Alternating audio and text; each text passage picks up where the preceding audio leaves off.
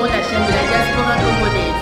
Au sommaire, Lisanga Bunganga, coordonnateur des alliés d'Étienne Tshisekedi, a annoncé le mardi dernier l'ouverture du premier conclave de la coalition des alliés d'Étienne Tshisekedi. Dans un autre chapitre, au cours du point de presse de la MONUSCO, Antoine Charles Bombara a répondu aux préoccupations concernant la mission de bon office. Mesdames et messieurs, bonsoir. Comme je le disais au sommaire, Lisanga Bunganga, coordonnateur de la coalition des alliés d'Étienne Tshisekedi, a annoncé le mardi dernier l'ouverture du premier conclave du cadre à l'hôtel Africana Palace. Suivez le reportage de François Koula. C'est au cours d'une conférence de presse tenue ce mardi 18 avril 2017 à Kinshasa, à l'hôtel Africana Palace dans la commune de Lingwala, que la coalition des alliés de Etienne Tshisekedi ont annoncé leur première conclave du courant tshisekediste. Prenant la parole, Lisanga Bunganga Jean-Pierre Ateni a expliqué aux conclavistes la nécessité de ces conclaves du courant tshisekediste. Compte tenu de la gravité des choses et de l'actualité de l'heure, car conscient de cette double réalité, au-delà de toute considération personnelle, il est de notre droit en ce jour de préciser des choses dont les conséquences sont dévastatrices pour notre pays si l'on n'y prend pas garde. Cela exige une approche apaisée, pragmatique, en prenant en compte les points saillants suivants. Premier point, les journées de réflexion de Cana, la place à donner aux résolutions face à la situation politique de l'heure. Et le deuxième point, la naissance du courant tshisekediste au sein du rassemblement. Sa raison d'être, ses structures de base pour disposer de la force envie de s'imposer comme alternative crédible. Pour Lisanga Bunganga, ce conclave va donner une nouvelle direction aux alliés de Etienne Tshisekedi. Nulle part au monde, même le secrétaire général de l'IDPS, un combattant ou un cadre de l'IDPS ne peut pas exclure un secrétaire général. C'est comme à l'armée, même celui qui se dit adjudant ne peut pas exclure les maréchals. Donc là, moi, je suis les maréchals. On peut exclure comment? Les présidents des partis politiques sont là, ils sont en conclave, et vous allez voir. Donc, une réunion a été organisée au siège de l'Union pour la nation congolaise par l'un des cadres de la partie politique pour rendre compte à la base restante du tournée de leur président à l'intérieur du pays. Suivez.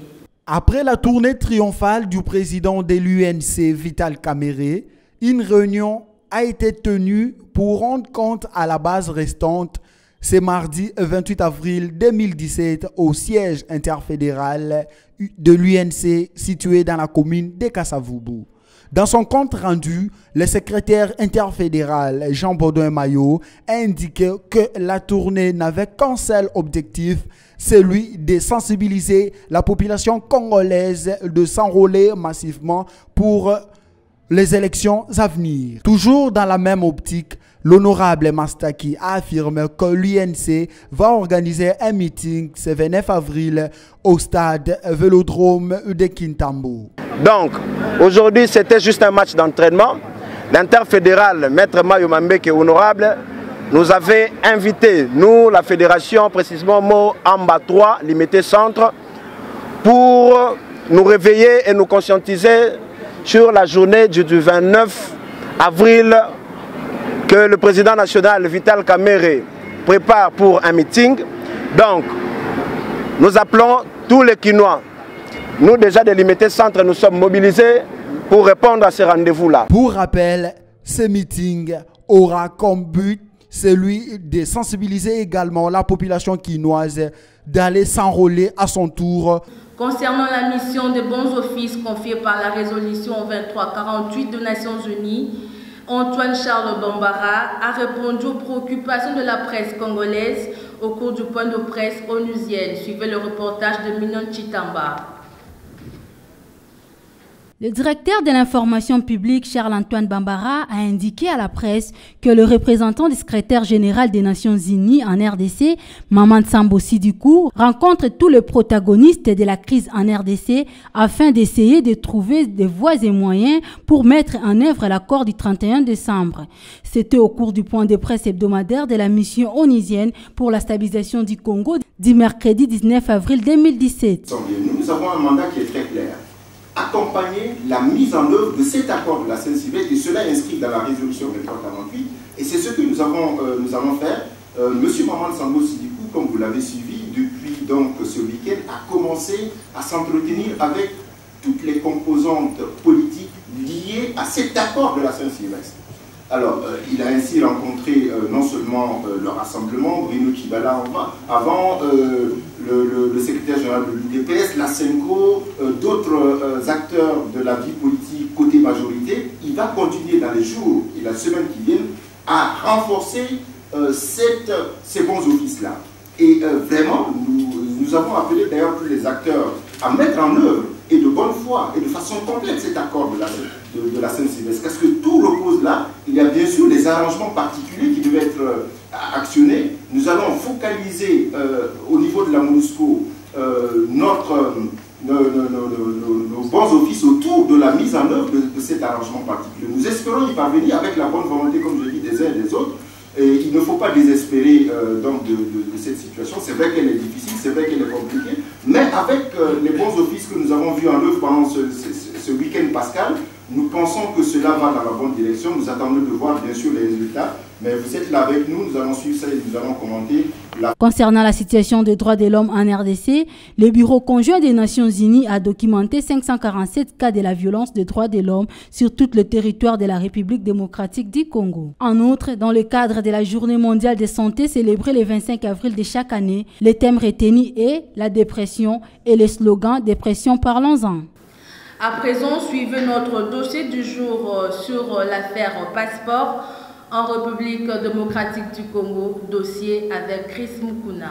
Dossier du jour. Dossier du jour. Affaire passeport en République démocratique du Congo fait couler l'encre et la salive. Le prix du passeport congolais reste le plus cher de la planète Terre. 185 $ est le prix unitaire du ministère des Affaires étrangères. Mais la réalité sur terrain est autre. Interrogé à ce sujet, le coordonnateur de la nouvelle société civile a répondu à nos préoccupations. En ce moment où il y a des présomptions de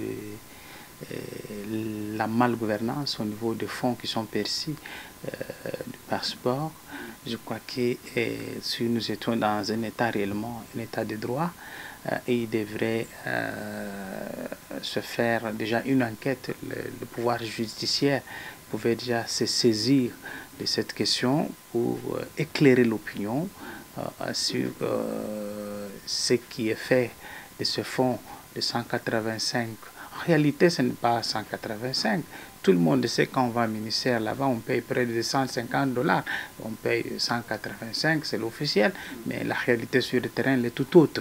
C'est ce que les gens n'ont pas, les enquêteurs, j'ai lu l'article, n'ont pas pu aller au fond. En réalité, on ne paye pas 185, c'est au-delà de 185. Pour avoir un passeport d'ici 2 ou 3 jours, il faut débourser au moins autour de 250 à 300 $. Ça dépend de qui, dans le main de qui vous êtes tombé. Et donc, il y a cette question de la traçabilité, des procédures, de comment on peut acquérir le passeport en bonne et due forme. Le pouvoir judiciaire de mon pays devait se saisir de cette question pour éclairer l'opinion. Malheureusement, ce pouvoir, le silence est presque total. Nous avons même un conseil de chefs de l'État qui s'occupe de la question de la gouvernance, le ministre Luzolo, qui s'occupe de ce type de questions. Nous voulons bien l'entendre sur cette question, qu'est-ce qu'il en pense.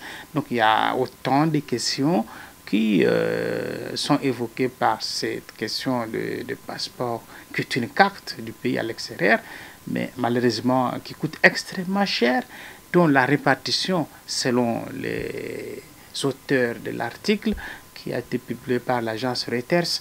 Donc, nous estimons qu'il y a de quoi nous poser la question. Au-delà du pouvoir judiciaire, nous avons un Parlement. Le silence est total. Nous avons un Sénat. Le silence est total. Mais c'est tout ça que la justice devrait nous éclairer. Les parlementaires devront diligenter des missions d'enquête pour savoir ce que l'article révèle, est-ce que c'est vrai ou faux. Donc à partir de ce moment ici, c'est sur cette position du Parlement, du Sénat ou de l'appareil judiciaire du pays que nous pouvons savoir qui, de quel droit, touche-t-il de l'argent sur le compte du contribuable congolais. Un plaidoyer énorme auprès des décideurs de la République pour qu'on puisse nous expliquer un peu qu'est-ce qui s'est passé avec cette répartition. L'argent va sur le compte de qui, pourquoi et comment est-il intervenu dans cela, pourquoi ce n'est pas, pourquoi lorsqu'on observe la répartition telle qu'elle est décrite par l'agence Reuters, il y a de quoi nous poser la question pourquoi l'État congolais ne perçoit que ce soit 5 euros ou dollars américains et que le reste va dans les mains des individus ou des structures qui ont été organisées. Tout ça sont des questions qu'on doit nous expliquer. Donc à ce stade, il y a présomption de comprendre qu'il y a un problème qui se pose réellement, mais il faut quand même des solutions. La balle est entre les mains des autorités de ces secteurs afin d'éclairer l'opinion sur ces dossiers. Affaire à suivre. Bouclons cette édition avec l'espoir de Daring Club Motema Pembe a battu Bukavu Dawa le mardi 18 avril dernier au stade de Martyr par 4-1. Dans le cadre de la 4e journée du championnat national Division 1, le Daring Club Motema Pembe prend la tête du classement provisoire après sa victoire écrasante de 4-1 contre Bukavu Dawa le mardi 18 avril au stade de Martyr. Avec cette victoire, les deux Saint-Pé se placent premiers avec 7 points pour 3 matchs joués, suivi de V Club 5 points. Renaissance vient en 3e position avec 4 points pour 2 rencontres. Parlant pour les prochaines rencontres, le FC Renaissance sera face au tout-puissant Mazembe le jeudi 20 avril. Dans une autre affiche, l'OC Mungano offrira son hospitalité au Saint-Pé le samedi 22 avril prochain. Et le dimanche 23 avril, le public sportif assistera au match Sangabalende contre Mazembe et V Club sera contre Renaissance. C'est la fin de ce journal. Restez branchés sur ED Télévision, la chaîne de la diaspora congolaise.